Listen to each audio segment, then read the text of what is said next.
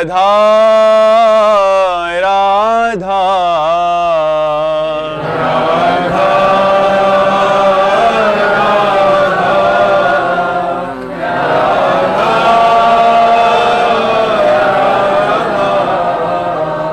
राधा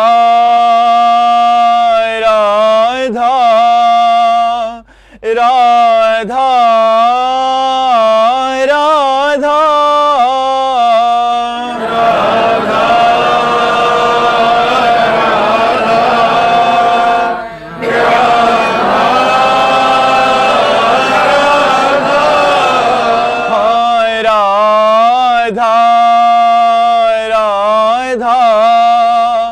राधा राधा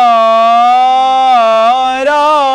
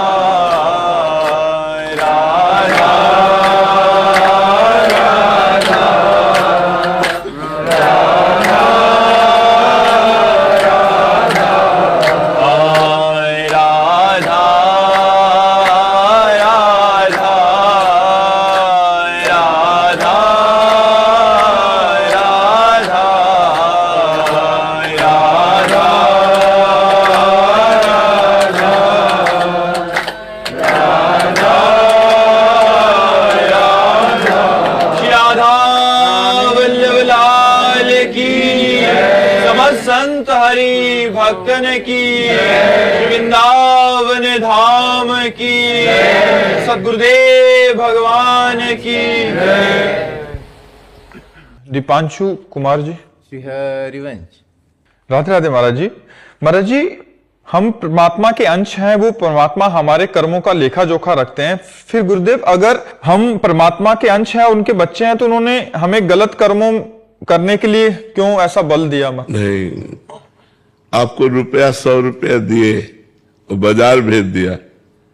बाजार में मिठाई खरीदते हैं या ठाकुर जी के लिए इत्र खरीदते हैं या अपने गलत मार्गों में शराब में लगा देते हैं या जुआ खेल देते हैं, वो आपको छूट है। 100 रुपया आपको दिए गए, आपका उसका प्रयोग करने के लिए छूट है। ऐसे आपको जीवन दिया गया, बुद्धि दी गई, बल दी गई और संसार रूपी बाजार में भगवान ने आपको भेज दिया। अब आप इसका प्रयोग क्या करते हैं, गलत या सही? गलत करते हैं तो आपको दंड मिलेगा, सही करते हैं तो पुरस्कार मिलेगा और आपको आगे बढ़ाया जाएगा। यही लोग थोड़ी है, ये तो मृत्यु लोक है। स्वर्ग लोक, महारलोक, जनलोक, तपलोक, सत्यलोक, वैकुंठ, कैलाश, साकेत, गोलोक, जहां का भजन करोगे वहां पहुंच जाओगे। अब आप गलत आचरण करो, कहते पिता ने 100 रुपया ही क्यों दिए थे? तो 100 रुपया अच्छे कार्य के लिए दिए थे, आपने बुरे कार्य में क्यों खर्चा किया? आपको जो बाणी मिली है तो गाली क्यों दो? राम राम बोलो, राधा राधा बोलो। आपको नेत्र दिए अच्छा देखो, आपको हाथ दिए अच्छा करो, आपको जो विचार दिया अच्छा सोचो, बुरा क्यों सोचो? बुरी सोच को मिटाओ, गलत आदतों को मिटाओ। इसलिए मनुष्य जन्म मिला है। भगवान ने तो बड़ी कृपा की है। भगवान ने आपको बुद्धि दी, शक्ति दी, आप उसका दुरुपयोग क्यों करो? सदुपयोग करो, अच्छे बनो, पवित्र बनो। विपुल दीक्षित जी, श्री हरिवंश। राधे राधे महाराज जी। महाराज जी, आपकी कृपा से 2-4 दिन वृंदावन में आने का सौभाग्य प्राप्त होता है, तो महाराज जी ऐसी क्या दिनचर्या और नियमावली यहाँ होनी चाहिए कि वृंदावन की कृपा प्राप्त हो? सुबह जितनी जल्दी उठ सको, 2 बजे, 3 बजे, 4 बजे, 6 बजे उठ सको, नहाओ धो, हाथ में माला लो और वृंदावन की परिक्रमा करो। 1-2 घंटा यमुना के किनारे बैठ करके नाम जप करो, नाम कीर्तन करो, वाणी पाठ करो। बाके बिहारी जी, राधा वल्लभ जी, राधा रमण जी, सेवावन, निधिवन, यहाँ भ्रमण करो, दर्शन करो इनके। एक दिन उपवास करो, 4 दिन रहो तो एक दिन उपवास करो और किसी की निंदा न करो, किसी के दोष दर्शन न करो, भगवत आराधना करो। इसी से वृंदावन की कृपा प्राप्त होगी। रज में लोटो, प्रभु का जस गाओ। ये धाम इसीलिए है, इसी से करुणा प्राप्त होती है, धाम की कृपा प्राप्त होती है। तो खूब नाम जप करो, यहाँ नाम कीर्तन करो, परिक्रमा करो। मधु राणा जी करनाल से। राधे राधे महाराज जी। महाराज जी, हमारा 15-20 भक्तों का समूह है। हम सभी सामूहिक संकल्प के साथ हर साल 11 लाख मंत्र जाप का संकल्प पूरा करते थे, पर महाराज जी कह रहे हैं पिछले कुछ समय से सामूहिक जप संभव नहीं हो पा रहा। तो क्या एकांत जप का फल और श्रद्धा सामूहिक जप के समान मानी जाएगी महाराज जी? देखो, सामूहिक जप करने का मतलब है कि हम 10-20 लोगों का मन भजन में लगवा रहे हैं। सामूहिक जप का बका उसका फल एकांतिक जप ही है। एकांतिक जप, एकांत में बैठे हुए निरंतर भगवान का स्मरण करना, माला से, काउंटर से, बिना माला काउंटर से भी शांत बैठे भगवान का सुमिरन चल रहा। खास बात सुमिरन चलना है, चाहे वो एकांत में हो चाहे सामूहिक हो। लेकिन सामूहिक में मन, मान लो 20 लोग बैठे हैं तो लग सकता है, लेकिन एकांत में मन बहुत परेशान करता है। एकांत में मन अगर भजन में लगने लगे तो समझो सामूहिक का फल प्राप्त हो गया। सामूहिक कीर्तन करना और एकांत में कीर्तन करना, समूह में बैठना और एकांत में बैठना बड़ा अंतर है। एकांत हमारा पवित्र हो, एकांत हमारा दंभ नाटक से रहित हो, एकांत भजन में हो, यही हमारी साधना का फल है। समूह में बैठने को मिले तो अच्छा है, न बैठने को मिले तो कोई आवश्यकता नहीं। एकांते सुखमाश्यताम, एकांत में सुखासन में बैठकर भगवान का चिंतन, भगवान की लीला कथा पढ़ना, भगवान की लीला कथा गायन करना, भगवान के नाम कीर्तन करना, भगवान के भक्तों के चरित्र पढ़ना, इससे सब हृदय पवित्र होता है, हमारे अंदर भक्ति बढ़ती है। दीपक कुमार जी। राधे राधे महाराज जी। गुरुदेव भगवान, मेरा प्रश्न है कि जैसे कोई मनुष्य अपनी गलत आदतों के कारण या गलत खान पान के कारण किसी बीमारी से ग्रसित होकर प्राण त्याग देता है, तो संसार के लोग ये कहते हैं कि ये उसका प्रारब्ध था। तो गुरुदेव भगवान, ये गलत आचरण और उसका परिणाम? गलत आचरण भी तो पूर्व संस्कार है। गलत आचरण भी तो पूर्व संस्कार है। उसी को मिटाने के लिए तो हमारा मनुष्य जन्म हुआ है। मनुष्य जन्म गलत संस्कारों का पोषण करने के लिए नहीं हुआ, उसको मिटाने के लिए हुआ है। अब हम भगवान के नाम जप के बल से, सत्संग के बल से, शास्त्र स्वाध्याय के बल से गलत आदतों को मिटाएं, गलत आदतों को रोकें, न कि गलत आदतों के वशीभूत होकर गलत आचरण करते हुए मर जाएं तो फिर मनुष्य जीवन का लाभ क्या मिला? फिर लाभ क्या? फिर हमें और पशु पक्षियों में अंतर क्या रहा? वो भी अपने संस्कार के अनुसार वर्ताव करते हुए जीते हैं और मर जाते हैं, और हम भी अपने संस्कार के अनुसार वर्ताव करते हुए जीते और मर जाते हैं। तो हमें और पशु में, पक्षियों में अंतर क्या रहा? हमें अंतर यह है कि हम अपने गलत संस्कारों को मिटाकर अच्छे संस्कार बनाते हैं और भगवान की प्राप्ति करते हैं। गलत आचरण जो बने वो नवीन कर्म बन गया महाराज। अब नवीन उसका नया संस्कार बन गया। बीच में हम उसको परिवर्तित कर सकते हैं? हाँ, कर सकते हैं। आप एक वेग आया, आप उसको सह गए, उसके अनुसार क्रिया नहीं की, तो आपने उस संस्कार को मिटा दिया और नवीन संस्कार जो आपने सहा ये बन गया। अगर आपने भोगा तो वो बन गया। तो भोगने से देखो, आज सबसे ज्यादा नई पीढ़ी को जो परेशान कर रहा है वो व्यसन और व्यभिचार परेशान कर रहा है।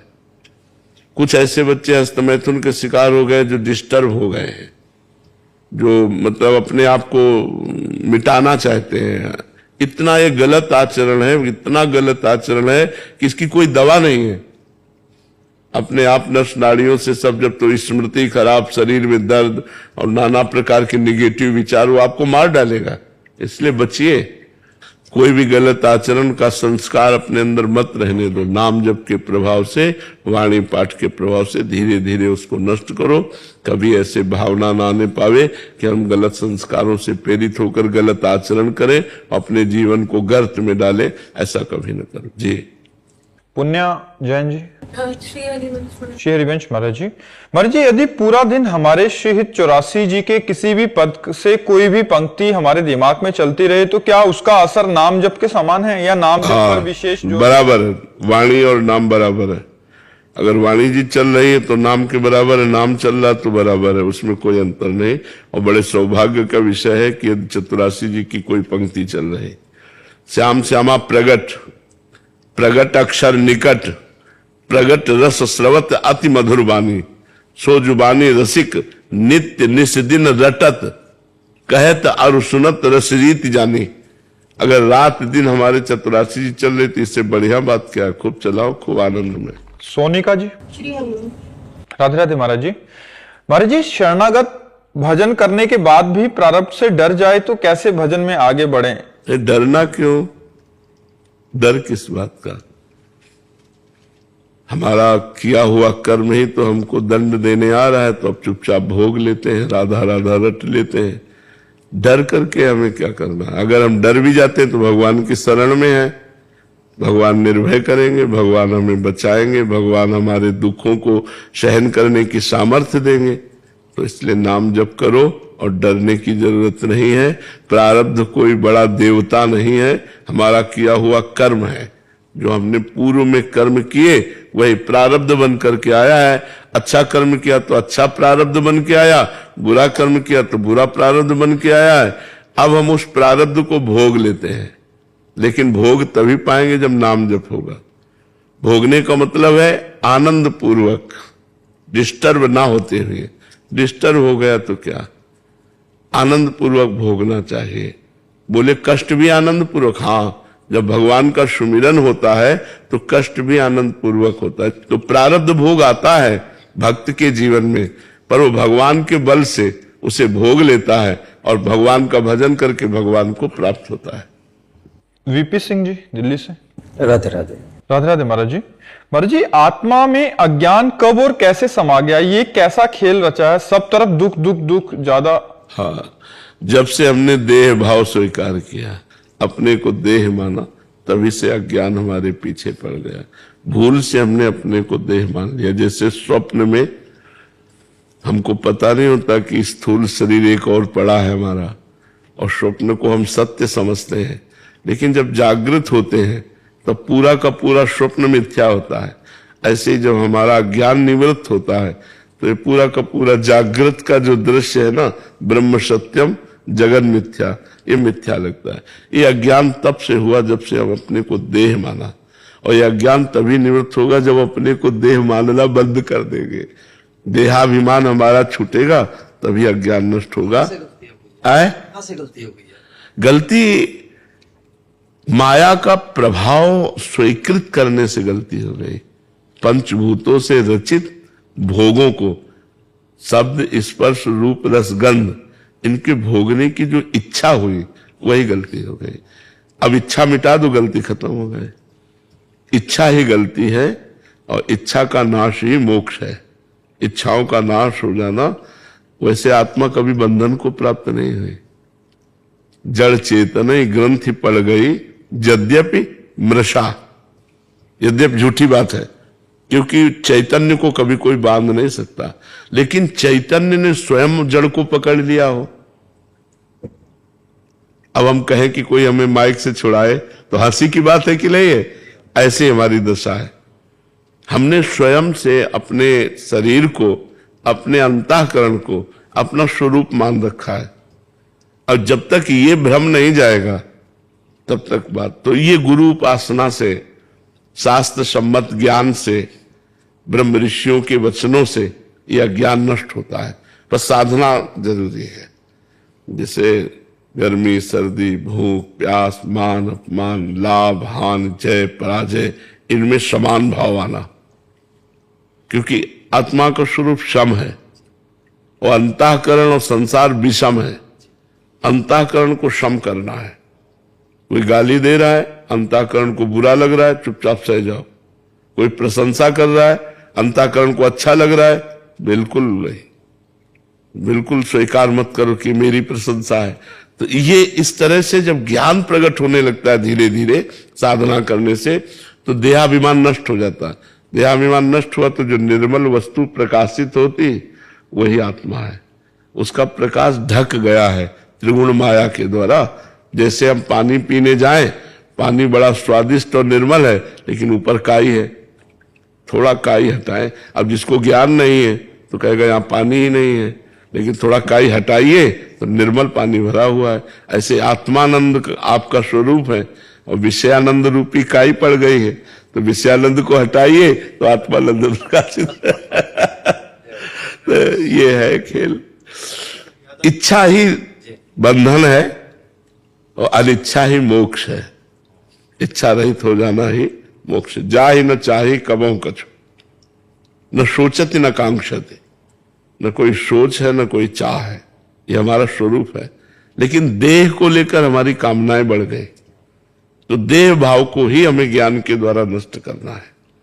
ये प्रारब्ध से चल रहा है, आपकी कामना से नहीं चल रहा है। कामना व्यर्थ में करके हम अपने आप को फंसाते चले जा रहे हैं। तो कामनाओं को काटना है, वो तभी काट पाओगे जब भगवान का सुमिरन होगा। सत चिंतन के द्वारा असत चिंतन को काट करके सत और असत दोनों का त्याग हो गया, अपने स्वरूप में स्थित हो गया। तो पहले सत चिंतन के द्वारा असत चिंतन को काटने का अभ्यास करना चाहिए।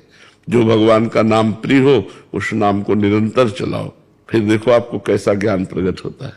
ठीक है। प्रभा जी दिल्ली से। राधे राधे महाराज जी।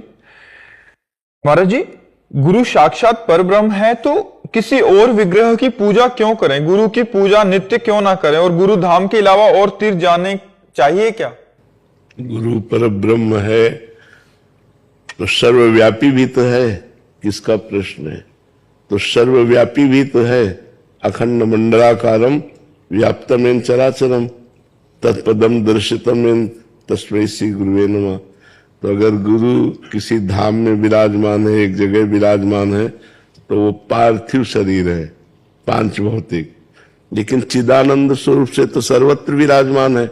अखंड मंडलाकारम व्याप्तमेन चराचरम।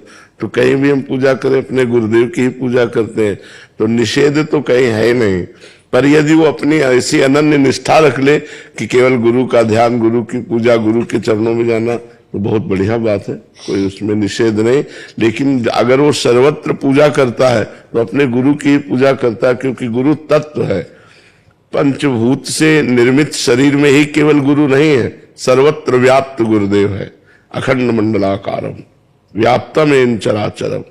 चर अचर सब में व्याप्त गुरुदेव है। ऐसे गुरुदेव भगवान को हम प्रणाम करते हैं। तो गुरु का दो रूप है, एक पांच भौतिक रूप जो आप देख रहे हैं, एक सीमा में है, और एक तत्व रूप जो असीम है, अनंत है, आकाश की तरह सर्वत्र व्याप्त है। तो हम अपने गुरुदेव को समझें। अगर वो साक्षात परब्रह्म है तो सर्वव्यापी भी है, सर्वत्र भी है, सर्वज्ञ है, तो हमें कोई परेशानी है ही नहीं। समझ में आई? लेकिन गुरु जी हमें तो साक्षात बस इस हाँ, तो उसी में आसक्त हो जाए, पर निषेध नहीं है कि और कोई जैसे पूजा करते हैं तो निषेध नहीं है, क्योंकि सब गुरु की ही पूजा कर रहे हैं। गुरु तत्व है, तत्व रूप में सर्वत्र विराजमान है।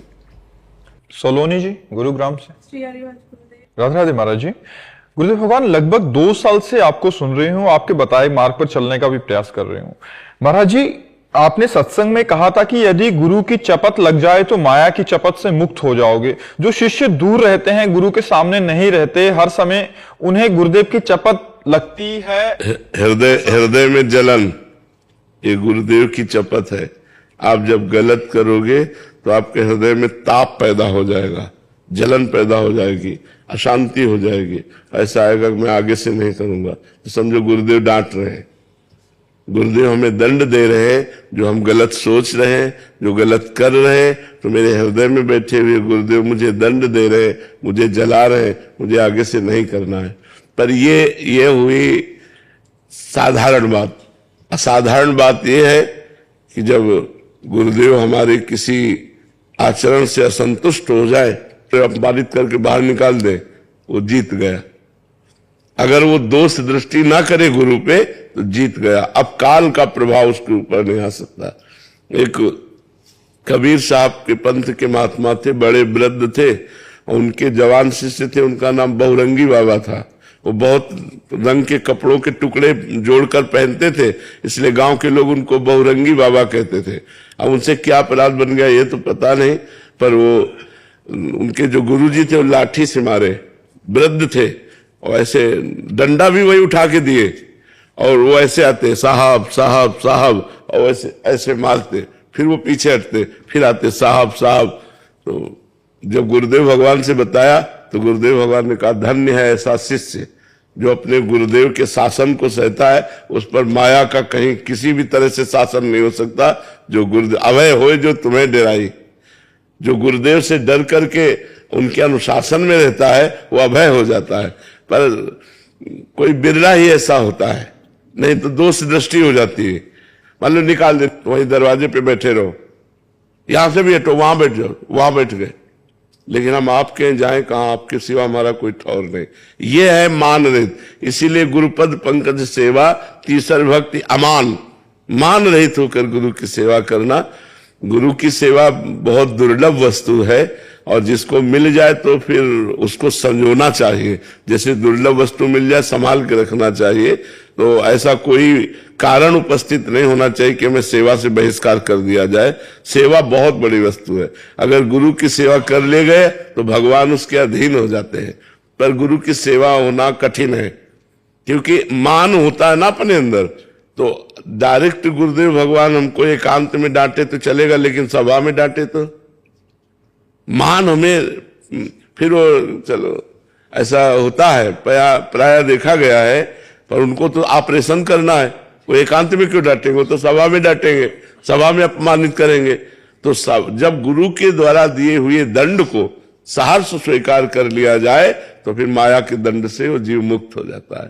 पर बड़ा कठिन है। कहना सरल है कि गुरु साक्षात परब्रह्म, लेकिन मानना कठिन है। गुरु साक्षात परब्रह्म मेरे परमात्मा है, मेरे स्वामी है, मेरे प्राणनाथ है, जैसा हुक्म वैसा जीवन, उनके लिए गर्दन समर्पित है। ऐसा शिष्य होना बहुत कठिन होता है। क्षमा मिल गई है गुरुदेव की, कैसे पता चलेगा? हृदय शीतल हो जाएगा, हृदय प्रसन्न हो जाएगा। जिस अपराध से हमारा हृदय जला था वो शीतल हो जाएगा, वो प्रसन्न हो जाएगा। समझ लो गुरु प्रसन्न हो गए तो हृदय शीतल हो गया है। विश्व प्रकाश जी, राधे राधे महाराज जी। महाराज जी, मैं अपने गुरु पूज्य श्री देवरा बाबा जी महाराज, जिनसे मैंने बचपन से गुरु दीक्षा ली और लगातार उनका सानिध्य भी प्राप्त किया, उनका 1990 में महापरायण के बाद एक खालीपन सा महसूस होता है। महाराज जी, क्या मेरी भक्ति में कोई कमी है? नहीं, ऐसा अनुभव होना ही चाहिए। गुरु की किसका प्रश्न है। हाँ, प्रगट में जब गुरुदेव होते हैं तो माता पिता की तरह उनका दुलार दर्शन मिलता है।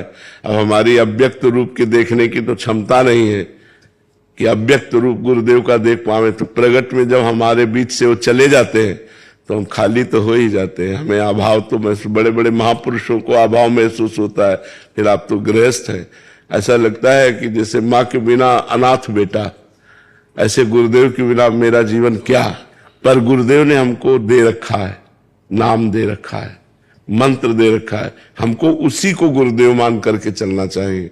जैसे राम बोला तो अब जीवन भर राम राम राम। गुरुदेव का क्या स्वरूप? राम। जो राम बोला वही हमारे लिए जीवन हो जाना चाहिए।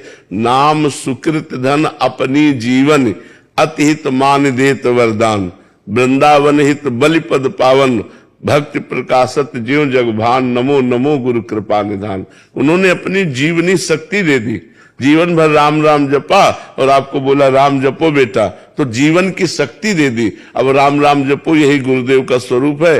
और राम और गुरु दो नहीं है, वही राम है, वही गुरुदेव, वही गुरुदेव, वही राम है। अंजू जी, राधे राधे महाराज जी। महाराज जी, संतोष कैसे प्राप्त हो? भगवान का आश्रय लेने से, भगवान का आश्रय लेने से। धन का आश्रय लेने से असंतोष होता है, जितना धन आता है उतना ही असंतोष बढ़ता है। संसार का आश्रय लेने से असंतोष होता है, और भगवान का आश्रय लेने से संतोष होता है। जैसे हम भगवद आश्रित हैं, नमक रोटी मिला तो भी भगवान की बड़ी कृपा। जैसा प्रभु समझ रहे वैसा दे रहे हैं, हमारे ऊपर बड़ी कृपा है भगवान की। और संतोष जब आता है तो कामनाओं का नाश हो जाता है, और जब कामनाएं नष्ट हो जाती हैं तो भगवान की विमल भक्ति हृदय में जागृत हो जाती है। बिन संतोष न काम न साही, अछत काम सुख सपने नाही। जब तक संतोष नहीं आता तब तक कामनाओं का नाश नहीं होता। और सकल कामना हीन जे राम भगत तिरस लीन, जब सारी कामनाएं शांत हो जाती हैं तो भगवान से प्रेम हो जाता है। और प्यार में जो सुख है वो केवल प्रेमी ही जानता है, और कोई नहीं जानता। अपने प्रीतम की बात सुनने मात्र से परमानंद आ जाता है, अपने प्रीतम की कोई वस्तु देखने मात्र से परमानंद आ जाता है। पर भगवान से प्यार होना कठिन है, क्योंकि वो दिखाई नहीं देते। भगवान दिखाई नहीं देते ना, प्रगट में है तो सर्वत्र, पर वो दिखाई नहीं देते। अब जैसे हम मान लो किसी से प्यार करें तो हमें उसके हाव भाव तो समझ में आ रहे हैं कि जो मैं प्यार कर रहा हूं उसको स्वीकृत है, लेकिन भगवान का तो समझ में नहीं आ रहा ना। वो नाम जप कर रहे हैं, पाठ कर रहे हैं, हृदय जल रहा है, मन विषयों की तरफ जा रहा है, कोई सहयोग नहीं मिल रहा। इसलिए संत संग की महिमा है कि भगवान के प्रेमी पार्षद संत जन होते हैं, उनके संग से रास्ता तय होती है। और भगवान आपके एक एक सेकंड के भाव को देख रहे हैं, एक एक सेकंड के भाव का हिसाब होगा, आप निहाल हो जाएंगे। बस चुपचाप लगे रहिए। आप सबसे बड़ी कठिनता होती है कि प्रगट में नहीं है ना। प्रगट में मान लो हम आपसे प्यार करते हैं और आपका भाव देखिए कि आप हमसे प्यार करते हैं तो हमारा लगाव ज्यादा बढ़ जाए, पर प्रगट में वो है नहीं और हम उनके नाम रूप लीला कथा इसी से प्यार कर रहे हैं। तो धीरे धीरे जब संतों के संग से हमारा हृदय पवित्र हो जाता है तो सीधा कनेक्शन भगवान से होता है, फिर बात बन जाती है। जब तक हमारा कनेक्शन नहीं होता, कनेक्शन संसार से होता है और चलना भगवान की तरफ चाहते हैं, तब तक बड़ी कठिनता, बड़ी जलन सहनी होती है साधक को। इसलिए नाम जप करो, भगवान की लीला कथा सुनो, भगवान की भावना से सबसे व्यवहार करो, तो आनंद स्वरूप भगवान की भक्ति, विमल भक्ति हृदय में आ जाएगी।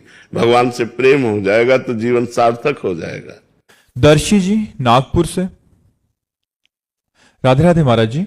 महाराज जी, सबसे बड़ा अवगुण क्या है और सबसे बड़ा गुण क्या है? भगवान को भूल जाना सब अवगुणों का मूल है और भगवान का स्मरण होना सब सद्गुणों का मूल है। यदि हम भगवत विमुख हैं तो सब अवगुण ही अवगुण है। अगर हम भगवान का स्मरण कर रहे हैं तो हर दैवी संपदा हमारे अंदर आ जाएगी। तो भगवत विमुखता सबसे बड़ा अवगुण, जैसे काम, क्रोध, लोभ, मोह, मद, मत्सर है, इनका प्रभाव भगवत विमुख के ऊपर पड़ता है। जो भगवत सन्मुख होता है वो इनके प्रभावों को सहकर भगवान के चरणों का बल रख करके, भगवान के नाम सुमिरन के बल से वो विजय को प्राप्त हो जाता है। तो मूल में अज्ञान, भगवत विमुखता ही सबसे बड़ा अवगुण है और भगवत स्मरण ज्ञान सबसे बड़ा सद्गुण है। आप समझ पा रहे ना? अरुण जैन जी यूएसए से। राधे राधे महाराज जी। गुरुदेव, कर्ता भाव को कैसे मिटाएं? समर्पण करने से।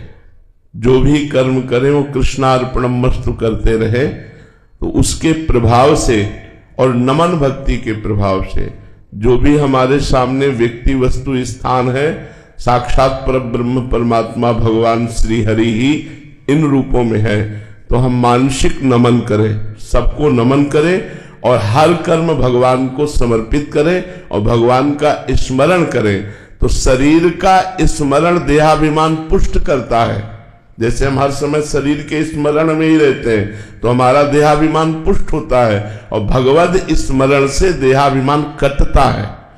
जब अहंकार से कर्म किया जाता है तो वो हमको फल देता है और जब कृष्णार्पणम मस्तु कर दिया जाता है तो हमें भगवत प्राप्ति कराता है। तो तदर्पिता अखिलाचारिता तद स्मरणेन परम व्याकुलते। देवर्षि नारद जी कह रहे समस्त आचरण माने समस्त कर्म भगवान को अर्पित। तदर्पिता अखिलाचारिता, अखिल आचरण जितने भी कर्म हैं वो सब भगवत समर्पित हो। पर भगवत समर्पित वही कर्म होते हैं जो पाप कर्म नहीं होते, जो प्रतिकूलस्य विसर्जनम। श्री कृष्ण प्रतिकूलस्य विसर्जनम, जो भगवान के प्रतिकूल आचरण उनका त्याग कर दे, और श्री कृष्ण अनुकूलेन, भगवान के अनुकूल आचरण, शास्त्राज्ञा के अनुसार, संतवाणी के अनुसार, धर्म के अनुसार हमारे आचरण हो और वो आचरण भगवान को समर्पित हो और नाम जब चलता हो और सब में नमन भक्ति हो तो हमारा अहंकार नष्ट हो जाएगा। निश्चित अहंकार नष्ट हो जाएगा। सबके चरणों में नमस्कार करो क्योंकि सब रूपों में भगवान ही है और भगवान का स्मरण करो, हर कर्म भगवान को समर्पित करो। इससे अहंकार का शमन हो जाएगा क्योंकि जहां शुद्ध ज्ञान हुआ तो अहंकार नष्ट हो जाता है। अनन्या जी, राधे राधे महाराज जी। महाराज जी, कब समझें कि मेरा जीवन सफल हो गया है? जब एक सेकंड के लिए भी भगवत विस्मरण न टूटे। भगवत विस्मरण जो हमारे अंदर बैठ गया है, एक सेकंड के लिए भगवत विस्मरण न छूटे, विस्मरण का नाश हो जाए, तब हम माने। जब हम उठते बैठते चलते फिरते खाते पीते हर समय भगवत स्मृति में तन्मय, विस्मरण का कहीं कोई भी किसी भी तरह का कोई गुंजाइश नहीं रह गई, तब हम माने कि हमारा जीवन सफल हो गया है। अब हमें कोई आवश्यकता नहीं है। जब अव्यावृत भजनात्, अखंड भजन, तन्मयाहा, भगवान में तन्मय वृत्ति है, तब हमारा जीवन सार्थक हो गया। या हमें आत्मस्वरूप का बोध हो जाए, स्थूल शरीर, सूक्ष्म शरीर, कारण शरीर, तीनों शरीरों से हमारा संबंध खत्म हो जाए, एकमात्र आत्म स्वरूप में अपने स्वरूप में स्थिति हो जाए, तो हमारा जीवन सार्थक। दो स्थिति, या तो भगवत स्मरण लगातार निरंतर तैल धारावत, और या आत्म स्वरूप में स्थिति। ये दो ही ऐसे हैं जो परम लाभ परम पद है। अगर दो के अलावा नहीं तो कोई मान्यता नहीं है। देखो, तुम कितना सोना चांदी पहन सकते हो, कितना सोना चांदी एकत्रित कर सकते हो। 4 लाख योजन का एक पहाड़ है जिसका नाम सुमेरु है। एक योजन का मतलब 4 कोस होता है। एक कोस में 3 किलोमीटर होते हैं। 4 लाख योजन लंबा, 4 लाख योजन चौड़ा सुमेरु पर्वत है एक। ऐसे बहुत सी है, और रत्नों की खान भूमि है, रत्नों की खान समुद्र है, एक से एक रत्न। ये सब व्यर्थ का जीवन, ये मिल जाना जीवन का कोई लाभ नहीं है। जीवन का लाभ है भगवत स्मरण प्राप्त हो जाना।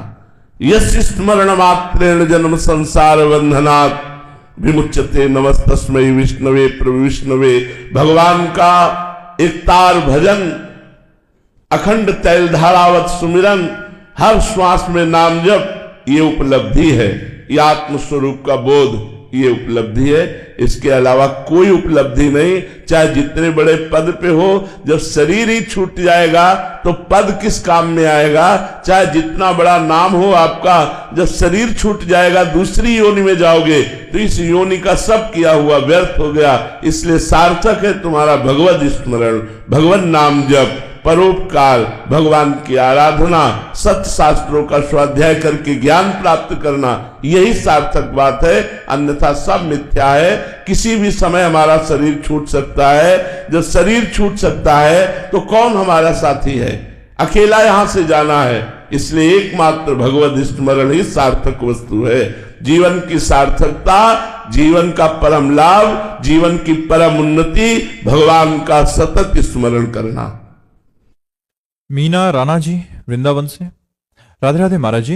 महाराज जी, अध्यात्म मार्ग में मौन साधना के क्या नियम है? मौन साधना में साधक को क्या क्या सावधानियां और देखो, मौन तो जो कहा जाता है वो असली मौन है मन का निसंकल्प हो जाना।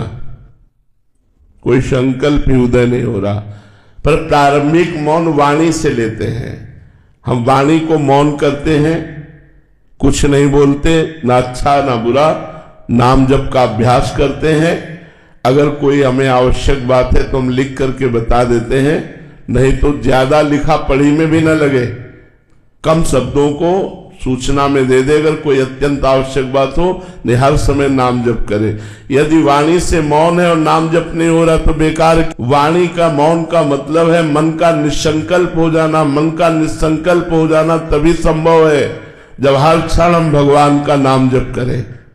वाणी की सार्थकता है नाम कीर्तन, गुण कीर्तन, महिमा गाओ।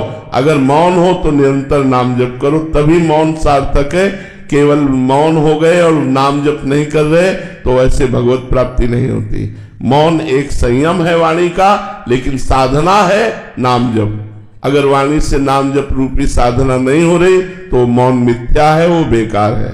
महाराज जी, जो साधक के हृदय में वाणी का वेग आता है उसको महाराज जी साधक कैसे? नाम कीर्तन के द्वारा, नाम जप के द्वारा। नाम जप, नाम कीर्तन के द्वारा रुचि ही नहीं होगी बोलने की। आप जप करके तो देखो, जब आपके पाप नष्ट हो जाएंगे तो आपकी ऐसी रुचि नाम जप में होगी कि किसी से बात करने की रुचि ही नहीं होगी, मन ही नहीं करेगा कोई किसी से बात करे। वाणी का वेग आएगा तो भगवान नाम जप में, स्मरण में वो सब दब जाएगा। वाणी का वेग, उदर का वेग, जनेन्द्री का वेग, ये सब वेग आते रहते हैं साधक के जीवन में, लेकिन वो भगवान नाम के प्रभाव से हर वेग को सह जाता है। जो सह जाता है वही महात्मा है, जो टूट जाता है वही विषयी पुरुष है। महाराज जी बहुत सारे अपराध बन जाते हैं, मतलब साधन जीवन काल में महाराज जी वाणी के द्वारा। हाँ, इसलिए मौन अत्यंत अनिवार्य है। हम तो कहते हैं जड़ मौन न रहो, विचार मौन रहो। विचार मौन का मतलब है कि आपने प्रश्न किया और अत्यंत आवश्यक है तो हम कुछ शब्दों में बोल दिया, लिखा पढ़ी में समय बर्बाद ना करके हमने हाँ ना में उत्तर दे दिया। अगर आवश्यक है तो, नहीं है तो आप बोलते रहो, हम चल दिए। विचार मौन में है कि अत्यंत आवश्यक होने पर हम कुछ शब्दों में आपको संबोधन कर देंगे, आप समझो ना समझो, इसके बाद हम चल देंगे। तो विचार मौन इसलिए उचित लगता है कि अब जैसे आप मौन हैं, अब कोई सामग्री किसी को कोई अब पूरी मानसिकताओं में लगे, अरे सीधे बोलो ना कि वो सामान उठा के वहां रख दे, एक शब्द में बोल दिया, झंझट खत्म हो गई। विचार मौन सर्वोत्तम रहता है कि आवश्यक है तो भाई आप ऐसा कर दीजिए, खत्म के लो, अपने नाम जप में लग गए। अब हम आप ऐसा कर दीजिए, इस बात के लिए हम लिखा पढ़ी बड़ा समय नष्ट करें तो हमें लगता है इससे अच्छा है कि हम सीधे बोल दें। विचार मौन में बहुत, और मौन अत्यंत अनिवार्य है, क्योंकि अगर वाणी को आप प्रपंच में लगाओगे तो इससे वाणी से दोष बनते हैं, किसी की निंदा हो जाएगी, किसी की अवहेलना हो जाएगी और वो आपके भजन में विक्षेप डालेगा। इसलिए प्रायः साधक मौन ही रहते हैं। जब अत्यंत आवश्यक हुआ तो भगवत चर्चा करते हैं, नहीं तो मौन ही अनिवार्य है। और भगवत चर्चा तो जीवन का, हमारे जीने का फल है। हम जो जी रहे हैं उसका फल है कि हम भगवत चर्चा सुने, भगवत चर्चा करें। गौरव जी कनाडा से, राधे राधे महाराज जी। महाराज जी प्रभु के चिंतन में और रुदन में जो सुख है वो कहां से आ रहा है? आपके हृदय से। हृदय में हृदय बिहारी भगवान बैठे हैं, जो आनंद समुद्र है, जो सुख की राशि है। तो जो प्रभु के लिए रुदन होता है, रोमांच होता है, गदगद कंठ हो जाता है, अश्रु प्रवाह हो रहा है, क्या कहना है। ये तो बहुत कीमती चीज है भाई, ये तो बड़े भाग्यशाली को मिलती है, सबको थोड़ी मिलती है। संसार के लिए रोना, रुपए पैसे के लिए रोना, अनुकूलता के लिए तो सारा संसार रो रहा है, लेकिन भगवान के लिए रोना, भगवान के लिए तड़पना, प्रभु के लिए आंसू बहाना, प्रभु के आनंद में मगन हो जाना है तो बड़े पुण्यात्मा पुरुष का लक्षण है। बड़ी पूर्व जन्म में साधना हुई है, उसका फल ये प्राप्त हो रहा है। इसे गुप्त रखा जाए और आगे बढ़ाया जाए। खूब नाम जप करो और इसे और आगे बढ़ाओ। भूषण जी, राधे राधे महाराज जी।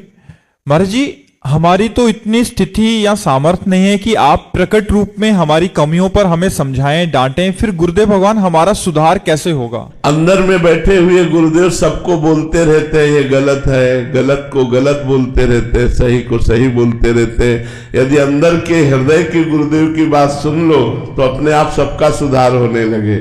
आप देखो, आप कोई गलत कार्य करने चलेंगे तो आपके हृदय में प्रेरणा होगी ये गलत है, नहीं करना चाहिए, तो मत करो वो बात। आत्मना प्रतिकूलानी परेशान न समाचरेत। जो आपको अच्छा नहीं लगता वो व्यवहार दूसरों के साथ मत करो। आपकी बहन बेटी को कोई गलत देखे, आपको अच्छा नहीं लगेगा, आप दूसरे की बहन बेटी को गलत मत देखिए। जो आत्मना प्रतिकूलानी, जो अपनी आत्मा को अच्छा नहीं लगता वो हम व्यवहार ना करें।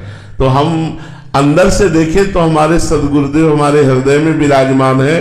कुछ भी गलत होने पर ताप पैदा हो जाता है, हृदय जलने लगता है और लगता है ये गलत है, इसे छोड़ो, ये सही मार्ग है। वो अंदर ही बैठे गाइड कर रहे हैं। यदि हम अंतर्मुख हो तब ये बात हम जान सकते हैं, बहिर्मुख होने पर हम ये बात नहीं जान पाते। अंतर्मुख हो तो अपने गुरुदेव हृदय में ही बैठे हैं। बाहर के गुरुदेव बोले ना बोले, हृदय के गुरुदेव बोलते हैं। हृदय के गुरुदेव हमारा निरीक्षण करते हैं, हृदय के गुरुदेव हमारी रक्षा करते हैं। यदि मैं हृदयस्थ गुरुदेव को पहचान लूं तो वो सर्वत्र व्याप्त है। अखंड मंडलाकारम व्याप्तमेन चराचरम तत्पदम दर्शितमेन तस्मै श्री गुरुवे नमः। जो चर अचर में व्याप्त गुरुदेव है वो यहाँ विराजमान है। वही हमें अपने शासन में लेकर के जीवन मुक्त कर देते हैं यदि हम उनकी आज्ञा का पालन करें तो। पर सबको आदेश करते हैं, बहिर्मुख होने के कारण कोई सुन नहीं पाता और कोई सुन पाता है तो अवज्ञा कर देता है। जब फंस जाता है तब कहता है यार मेरे मन में बात आई थी लेकिन मैंने माना नहीं। वो गुरुदेव की ही बात है। काव्या जी देहरादून से, महाराज जी श्री जी के पूर्ण आश्रित कैसे हुआ जाता है? श्री जी के भक्तों का संग करो, भक्तों के पावन चरित्र पढ़ो, भगवान के धामों की यात्रा करो, नाम जप करो, भगवान के लीला चरित्रों का श्रवण कथन करो। इसी से हृदय पवित्र होगा और अहंकार जैसे जैसे मलिन अहंकार पवित्र होता जाएगा वैसे वैसे भगवान की शरणागति होती जाएगी। शरणागत को चाहिए कि ये अभ्यास करे कि भगवान से अलग हमारा समय बिल्कुल व्यतीत न हो। भगवान के साथ कभी हम नाम जप कर रहे हैं, कभी नाम कीर्तन कर रहे हैं, कभी वाणी गायन कर रहे हैं, कभी भगवान की कथा सुन रहे हैं, कभी भगवान की कथा कर रहे हैं। ऐसे ऐसे मच्चित्ता मदगत प्राणा बोधयंता परस्परम कथयंत च माम नित्यम तुष्यंत च रमंत च। मच्चित्ता मेरे में चित्त लगाने वाला, मदगत प्राणा प्राणों का कार्य है श्वास, हर श्वास में नाम जप, ये मदगत प्राणा हो जाता है। प्राण भगवान को समर्पित हो रहे हैं, एक एक श्वास भगवान के नाम जप में जा रही तो हमारे प्राण समर्पित हो रहे हैं। और जब हम बात करें तो भगवत चर्चा की बात करें, उसी में हम तुष्यंति च रमंति च, उसी में संतुष्ट रहे, उसी में रमण करें। तेषाम सतत युक्ता नाम भजताम प्रीति पूर्वकम, जो मेरा प्रेम पूर्वक भजन करता है, ददामि बुद्धि योगम तम येन माम उपयांति ते, मैं उसे बुद्धि योग प्रदान कर देता हूँ। योग माने होता है जुड़ना, हमारी बुद्धि भगवान में समर्पित हो गई, जुड़ गई, यही शरणागति है। भगवान में मन और बुद्धि स्थित हो गई तो हर समय हम भगवान में ही रहते हैं। मयि मन आधत्स्व मयि बुद्धि निवेशय निवस्य मयि अत ऊर्ध्वम न संशया।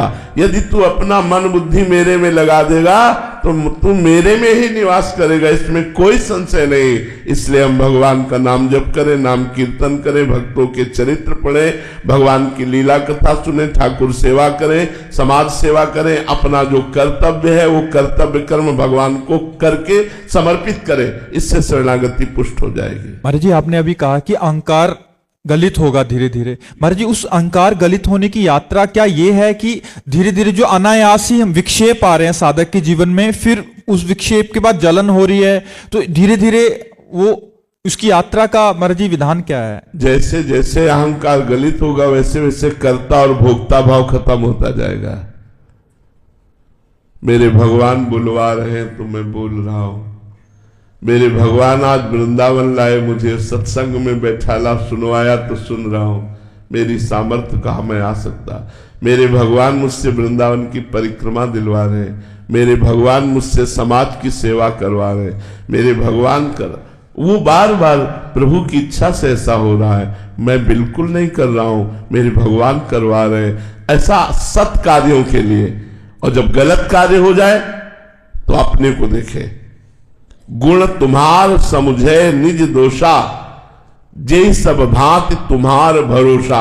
जो पूर्ण रूप से सब तरह से भगवान के आश्रित रहता है और गुण हो तो भगवान करवा रहे, और दोष हो गए तो मेरी गलती है, मैं इसे सुधार करूंगा। ऐसे जो चलता है उसका अहंकार धीरे धीरे गलित हो जाता है। अमित जी ऑस्ट्रेलिया से, राधे राधे महाराज जी। महाराज जी जब आपसे आपके गुरुदेव ने पूछा था कि कभी श्री जी स्फुरित होती है क्या, तो आपने कहा था कि आपकी कृपा होगी तभी होगा, तो उन्होंने आपको बादग्राम चलने को कहा, वहां कृपा हुई। महाराज जी मैं ऐसा क्या और कहां करूं जिससे आपकी कृपा मुझ जैसे। जो आपको मंत्र मिला है उसी को निरंतर जप करो, जो नाम मंत्र मिला है उसी का निरंतर जप करो, उसी से बात बन जाएगी। वो गुरुदेव की जीवनी शक्ति है, जो नाम है, जो मंत्र है। नाम सुकृत धन अपनी जीवन अतिहित मान देत वरदान, वृंदावन हित बलिपद पावन भक्ति प्रकाशत जीव जग भान, नमो नमो गुरु कृपा निधान। गुरुदेव कृपा सिंधु ने जो अपना जीवन है, जीवनी शक्ति है, वो नाम और मंत्र के रूप में दे दिया। अब हमें चाहिए कि वो नाम और मंत्र निरंतर जपें, जिससे गुरु कृपा हमारे ऊपर बरसे और हम गुरु कृपा में प्रिया प्रीतम की रूप माधुरी लीला माधुरी का स्वाद ले सके। उस रस में डूब सके। तो खूब मंत्र जपो, खूब नाम जप करो, यही गुरु की सेवा है, यही गुरु का कृपा प्रसाद है। कविता जी ऋषिकेश से। राधे राधे महाराज जी। महाराज जी, हमारी कथनी और करनी में समानता नहीं आ रही, इस बात पर हमें बहुत गलानी होती है कि आप जैसे सदगुरुदेव मिलने के बाद भी ऐसी भूल हो रही है। नाम जप की जब कमी होती है तो हमारे मन में कुछ और होता है, आचरण में कुछ और होता है, वाणी में कुछ और होता है। जिसके तीनों एक हो जाए वो महात्मा होता है। मन, वाणी और आचरण तीनों एक हैं तो महात्मा है। और तीनों में अंतर है कि वाणी से कुछ बोलता है, आचरण में कुछ करता है, वो ठीक नहीं है, वो अभी सही साधक नहीं है। तो हमें ये जो तीनों के अंतराय को मिटाने की सामर्थ्य मिलेगी वो भगवान के नाम से मिलेगी। जितना हम नाम जप करेंगे उतने हमारा मन पवित्र होगा, उतने हमारा तन पवित्र होगा, उतने हमारे वचन पवित्र होंगे। तो पवित्र तन, मन और वाणी एक होता है। अपवित्र तन, मन, वाणी विभाग हो जाता है। वाणी कुछ बोल रही है, तन से आचरण कुछ हो रहे हैं, मन से संकल्प कुछ हो रहा है। तन, मन और वचन तीनों को एक करने के लिए खूब नाम जप करो, इसी से सब ठीक हो जाएगा। राहुल जी। राधे राधे महाराज जी। महाराज जी, अगर फल का त्याग कर दें तो कर्म करने कैसे निर्धारित करें? देखो, प्राय संसार में ऐसा होता है, पहले फल निर्धारित होता है, फिर कर्म शुरू होता है। मैं ये करूंगा तो मुझे ये लाभ मिलेगा, पहले फल की आकांक्षा हो जाती है और फल में वो बंध जाता है। अगर उससे वो लाभ मिला तो लोभ बढ़ जाता है, और लाभ ना मिला तो वो निराश हो जाता है, उदास हो जाता है, हताश हो जाता है। ये सांसारिक पुरुष का लक्षण है, लेकिन आध्यात्मिक पुरुष का ऐसा लक्षण नहीं। आध्यात्मिक पुरुष शास्त्र आज्ञा का कर्तव्य पालन रूप से वो करता है कि मेरा कर्तव्य है माता पिता की सेवा करना, मेरा कर्तव्य है धन कमा करके परिवार का पोषण करना, मेरा कर्तव्य है राष्ट्र सेवा करना, मेरा कर्तव्य है समाज सेवा। वो कर्तव्य पर दृष्टि रखता है, फल पर दृष्टि नहीं रखता।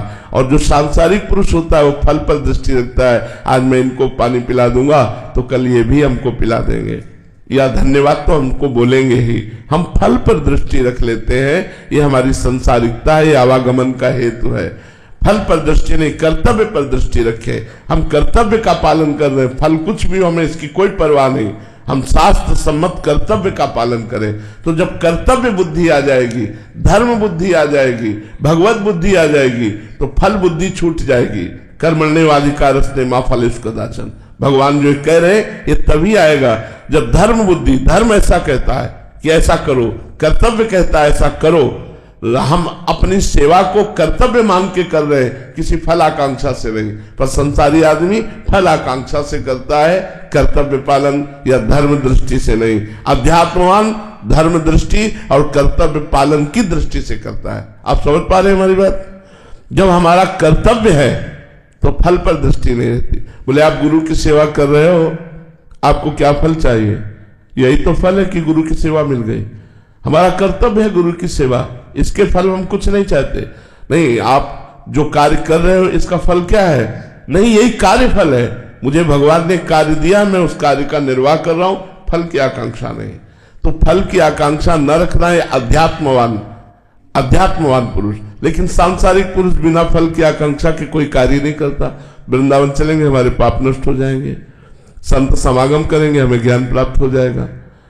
और एक है कि भगवान की प्रेरणा से वृंदावन जा रहा हूं, बड़ी भगवान की कृपा हुई कि वृंदावन का दर्शन होगा, और भगवान की महान कृपा हुई कि वृंदावन में बैठकर साधु संग होगा। कितनी अपार कृपा। बोले इसका फल? बोले यही फल है। साधु संग मिला, यही फल है। श्री धाम वृंदावन आए, यही फल है। तो वो भगवान की कृपा दृष्टि को देखने वाला फल दृष्टि नहीं रखता, और जो भगवान से विमुख है वो फल दृष्टि रख करके ही कार्य करता है। तो इसलिए हमें भगवान के सन्मुख होना चाहिए, अपना कर्तव्य मानकर, धर्म मान करके हमें उस कार्य को करना चाहिए। फल में सुख दुखे समय कृत्वा लाभा लाभो जया जयो, सुख दुख में, लाभ हानि में, जय पराजय में समान भाव रखना चाहिए। तभी हम अध्यात्मवान बनेंगे। नहीं तो संसारिक पुरुष सुख मिला फूल गया, दुख मिला निराश हो गया, उदास हो गया, हताश हो गया, ऐसा नहीं होना चाहिए। महाराज जी, फल की इच्छा खत्म होते ही क्या उत्साह में कमी नहीं आ जाएगी? बहुत बड़ा उत्साह रहता है। हमारे में आप उत्साह कमी देख रहे हैं क्या? बीमार होते हुए हर समय उत्साह संपन्न है। क्यों? क्योंकि हम कर्तव्य का पालन कर रहे हैं, हम कर्तव्य का पालन कर रहे हैं। और ये प्राणों की बाजी लगाए वहां, ये फल इच्छा से लगे या कर्तव्य इच्छा से? आप विचार करके देखिए। जो लोग समझते हो कि केवल धन के लिए ही बात है, तो धन तो व्यापार से भी आ सकता है। दिन भर नौकरी गया, व्यापार करे, शाम के अपने घर आवे, 6-6 महीना साल भर घर नहीं जाना, बॉर्डर पे लगे रहना, प्राणों की बाजी लगा देना, ये कर्तव्य पालन है, ये राष्ट्र प्रियता है। कहां इनके अंदर फल की आकांक्षा है? इनके अंदर जो हुक्म हुआ, जो आदेश हुआ, उसका पालन करने के लिए तत्काल एक्टिव है, तत्काल उत्साह संपन्न है। फल की परिणाम तो हो सकता है गोली लग जाए, लेकिन परिणाम की चिंता थोड़ी होती है। जो कर्तव्य पालन में होता है उसके अंदर महान उत्साह होता है। जो फल की आकांक्षा वाला होता है वो उतना उत्साह रख ही नहीं सकता जो कर्तव्य पालन करने वाले के अंदर उत्साह होता है। हमारा कर्तव्य है, हम साधु है, हमारा कर्तव्य है करना। हम गृहस्थ है, हमारा कर्तव्य है करना। अपने कर्तव्य पे जो दृढ़ है वो फल की तरफ नहीं देखता, वो कर्तव्य का पालन करता है। जो फल की तरफ देखता है वो कर्तव्य में चूक कर देता है, तभी वो सुख दुख में फंस जाता है। श्री राधा वल्लभ लाल की। हरि आराध्या शरण जी। श्री राधा वल्लभ गुरुदेव। श्री हरिवंश महाराज जी। गुरुदेव भगवान, बहुत हिम्मत करके प्रश्न कर रहा हूं महाराज जी। पूछना चाहते हैं कि आपके निकुंज गमन लीला के बाद भी जैसे अभी आपके प्रगट रूप का लाभ सभी को मिल रहा है, वो जगत में चारों ओर एक भागवतिक परमाणु का वातावरण बना है, ठीक ऐसा ही लाभ वर्तमान पीढ़ी को, आने वाली पीढ़ी? नहीं, भगवान किसी दूसरे को तैयार कर दे बात अलग है, ऐसी नहीं होता। उड़िया बाबा का आश्रम, वहां नई स्टेशन बन गई थी, इतने लोग आते थे कि नया स्टेशन उड़िया बाबा आश्रम बन गया था। अब जाके आप देखो अखंडानंद स्वामी, अब जाके आप देखो सूरदास बाबा। समय होता है, संतों का एक प्रभाव होता है। जब वो प्रकट रहते तो उसका प्रभाव होता है, और जब अंतर ध्यान हो जाते हैं तो फिर सूनापन रहता है। महाराज जी, आपके हेतु कृपा से अब तो संतों की फैक्ट्री हो। कह रहे हैं कि आपकी हेतु कृपा से संतों की तो यहाँ एक फैक्ट्री टाइप है महाराज जी, और ग्रस्त में भी बहुत सारे साधक हैं। तो कोई ऐसी आज्ञा आपकी कि जो आपके जाने के बाद भी हम निरंतर वैसा ही अपने चित्त में वैसा। अब जैसे हमारे संत रूपी खेत में कौन सा वृक्ष तैयार हो जाता है, अब ये नहीं कहा जा सकता कि कौन सा संत ऐसा तैयार हो जाए प्रतापी, जो हमारी पद्धति को खींच ले चले, जैसे चल रहा वैसे चले। अभी तो नहीं दिखाई दे रहा। अब भगवान इनमें से किसी में हृदय में बैठ जाए और आगे प्रकाशित हो जाए, वो बात अलग होती है। ये भगवान की रची हुई पीसें होती है, वो बेजोड़ होती है। हो सकता है भगवान किसी और को तैयार कर दे, क्योंकि उनकी सृष्टि संभालना उनका कार्य है। लेकिन अब ऐसा हो कि जैसा प्रेमानंद के सामने चल रहा है, ऐसा अनुपस्थिति में भी एक प्रभाव होता है। वही बात कह रहा हूं, वो हम अपने हृदय से जानते हैं। अपने गुरुदेव के लिए जैसा है वो हृदय से जानते हैं। काटने को दौड़ेगा, कुछ अच्छा नहीं लगेगा। पास है ना तो देखे ना देखे है तो एक मतलब हृदय में तसल्ली। तो जब हफ्ते में गए, आंख में से आंख मिलाई, दर्शन किए, एक हृदय में, और ना भी के तो है हमारे दिमाग में है, वहां है। और ये हो गया कि अंतर ध्यान हो गए, तब तो एक मतलब असमर्थ हो गए, असहाय हो गए। जैसे बालक के लिए माँ का ना होना, छोटे बालक के, असमर्थ बालक के लिए माँ का ना होना, ऐसे शिष्य के लिए गुरु का ना होना बड़ा दुर्भाग्य है। वो बातें बनाने वाली बातें अलग हैं, लेकिन जब मुस्कुरा करके देख लेते हैं प्रगट में जो सुख मिलता है, वो सुख प्रगट में आप जो दर्शन कर रहे हैं, जो संभाषण कर रहे हैं, जो लाभ ले रहे हैं, ये मोबाइल से थोड़ी मिलेगा बाद में। प्रगट का एक अलग आनंद होता है, प्रगट का एक अलग आनंद होता है। मोबाइल तो आकर्षण करके हम तक लाएगा, शराब छोड़ोगे, मांस छोड़ोगे, गंदी बातें छोड़ोगे, लेकिन अध्यात्म में जो कदम बढ़ेगा वो यहाँ के संग से बढ़ेगा, यहाँ के दर्शन से, यहाँ के वातावरण से, यहाँ के भागवतिक प्रभाव से अध्यात्म उन्नति होती है। तो इसीलिए बड़े बड़े संतों ने कहा कि हमें वैकुंठ नहीं, हमें इसी मृत्यु लोक में रखो, क्योंकि साधु समागम होगा, संत समागम होगा। तो संत समागम जब है तो लाभ ले लो, और जब नहीं है तो आगे भगवान जाने क्या होगा। क्योंकि प्रायः अब माइंड में रुपया रह गया है, प्रतिष्ठा रह गई, यश कीर्ति रह गई है, भगवान बहुत कम रह गए हैं। जब लक्ष्य होता है श्री भगवान तो वो मंगल करता है। जिसके दिमाग में श्री भगवान होते हैं उससे मंगल होता है। जिसके, अब जैसे हम वेश तो रखें, अब हमारा उद्देश्य रुपया हो, हमारा उद्देश्य मठ मंदिर हो, हमारा उद्देश्य लोक व्यवहार संसारिकता हो, वो फिर केवल प्रवचन होंगे, उनका रंग नहीं आएगा। रंग तब आता है जहां जिन महापुरुषों ने जीवन बदला है लोगों का, वो स्वयं के जीवन से बदलता है।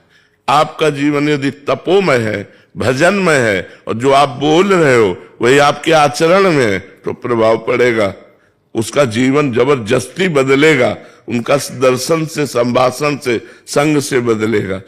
पर जब शरीर नहीं रहता तो हम इसीलिए प्रगट में देखकर कहते हैं कि जैसे पूज्य पादुरिया बाबा जी का आश्रम, अखंडानंद जी का आश्रम, बड़े बड़े महाव, उनके सामने जो था वो अब नहीं है। उनके सामने जो प्रभाव था वो अब दीवालें सुनी सुनी नजर आती हैं, अब वो नहीं है।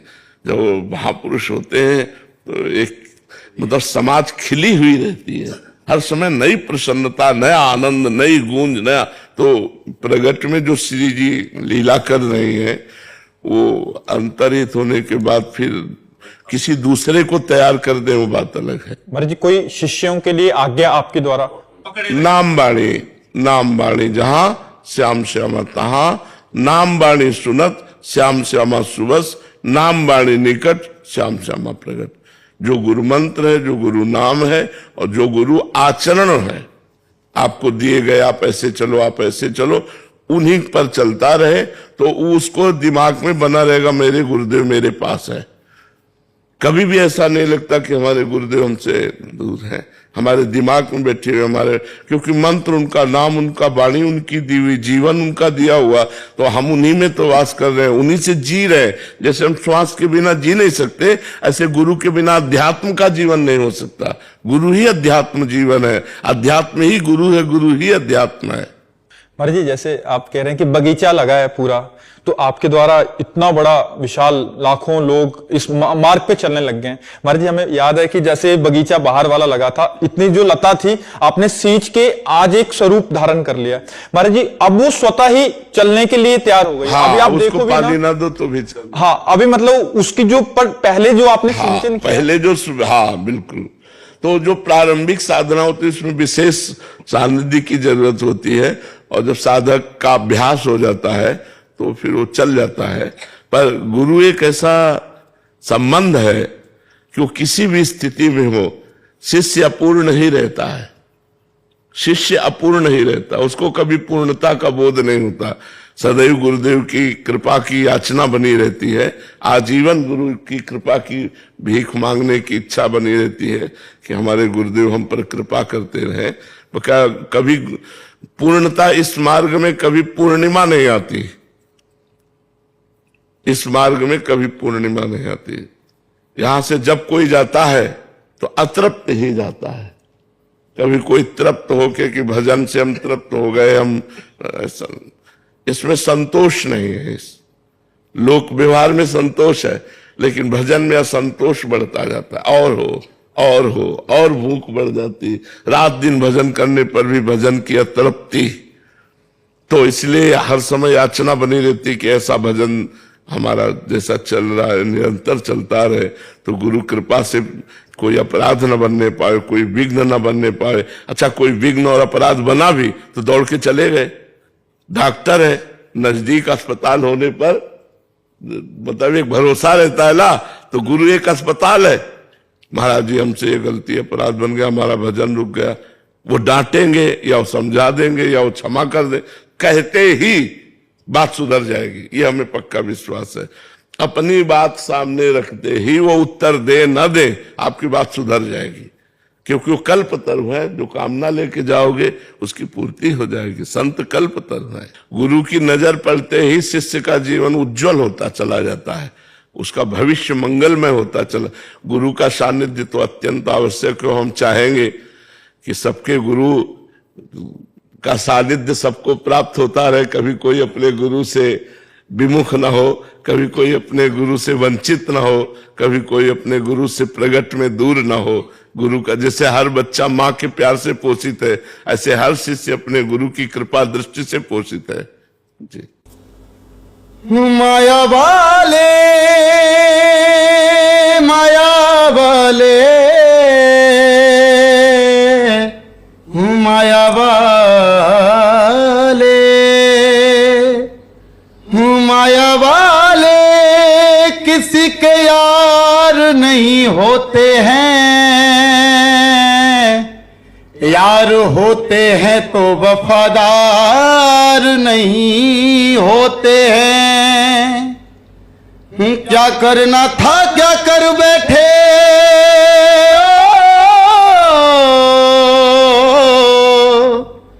क्या करना था क्या कर बैठे, अब पछताने से होगा क्या।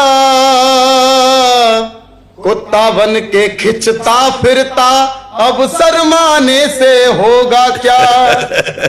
आ गया हथौड़े के नीचे, अब गरमाने से होगा क्या। जब सूख गई बगिया सारी, बरसाने से होगा क्या। ये दुनिया नहीं जागीर किसी की होगी। क्या लाया क्या ले जाएगा, क्या लाया क्या ले जाएगा। मुट्ठी बांधे आया बंदे, हाथ पसारे जाएगा। राधा नाम बोल, थोड़ी जुबा खोल, सुबह और शाम बोल, राधा नाम बोल। तो हमसे एक ने पूछी कि ये ब्रजवासी श्रेष्ठ क्यों, तुम ब्रजवासी इतने मतलब कैसे बामे रहे में। तो हमने उनको एक वाक्य सुनाया कि तुम्हें पता, जब ठाकुर जी जब 7 बरस के है, जब गोवर्धन पर्वत उठाया ठाकुर जी ने, तो ठाकुर जी ने जैसे गोवर्धन पर्वत उठाया तो सबन ने ब्रजवासी ने काउन ने अपनी लठिया लगा ली, काउन ने जो मिलो मतलब सबन ने अपनो सारो दियो, योगदान दियो। गैया मैया ने अपने सिंग लगा लिए। तो लाला हमारो थक गए हो, तो हम बातें बोले कि ऐसा है लाला, तेरी जो उंगली है बात तू नीचे कर ले, तू का सोच रहा है तेरे ऊपर ही सज रहा है, देख हमने तो लठिया लगा रखी है। तो अभी कह रहे हैं ब्रजवासी ना ना तुम चिंता मत करो, तुम आराम से बैठे रहो, मैंने साध रखो है। तो नाना लाला तू थक गए होगा, तू बैठ जा। तो ठाकुर जी ने कही मैं पक्को या नीचे कर लूंगा या तो मैं कुछ दिक्कत तो ना है। मैंने कही हाँ मैं कुछ दिक्कत ना, देख हमारे कितने बड़े बड़े लट्ठे देख। तो ठाकुर जी ने जैसी अपनी जो उंगली नीचे करी तो सारी लठियां टूट गई। अब भैया नहीं ठाओ लाला ले आ गए तू तो भैया दब्बा बेगो मरवा बेगो हमें ही का है। तो ठाकुर जी ने जैसे ही अपने ऊपर करी, तो हम ठाकुर जी से एक सवाल कर रहे लालाते के जा गैया को दूध तू पीवे बाको ही हम पीवे, तू भी गैया चरावे हम गैया चरावे, और तू भी ग्वाला हम भी ग्वाला, तो मैं इतनी जान आई कहाँ थे। तो ठाकुर जी वाली बातें कह रहे तुम्हें पता हम कौन है, हम जय जय। तो हम क्या कह रहे हैं, अरे होगा तू जय जय, कौन सा जय जय, हमको कुछ जय जय वैसे ना माने। तो माने कि तू हम कह तू प्रूफ दे हमें, तू कैसे जय जय। तो देख हमने अगासुर मारो, हमने बगासुर मारो, हमने व्योमासुर मारो, हमने धेनुकासुर मारो, और तो हमने पूतलों को मार दी। तो ब्रजवासी कह रहे हैं इतने पे भी, अरे तेने मारे ये तो हमारे ब्रज में पहले ते मरे मराए आए, तो आखिरी को हाथ लग गो तेरो नाम है गो। ब्रजवासी ऐसे 2-3 लठिया मुंह मारी आए वहां पे जाके, हमारो नाम है गो। तो ठाकुर जी कह रहे हैं कि इन ब्रजवासी ये न्यो श्रेष्ठ है कि इतने हमारो भगवत तो कभी देवत तो स्वीकार ही ना करो। बिल्कुल। तो इनते तो कैसे कह लो भैया, इनते तो बस राम बचावे, इनते कोई ना जीत पावे गो। राधा राधा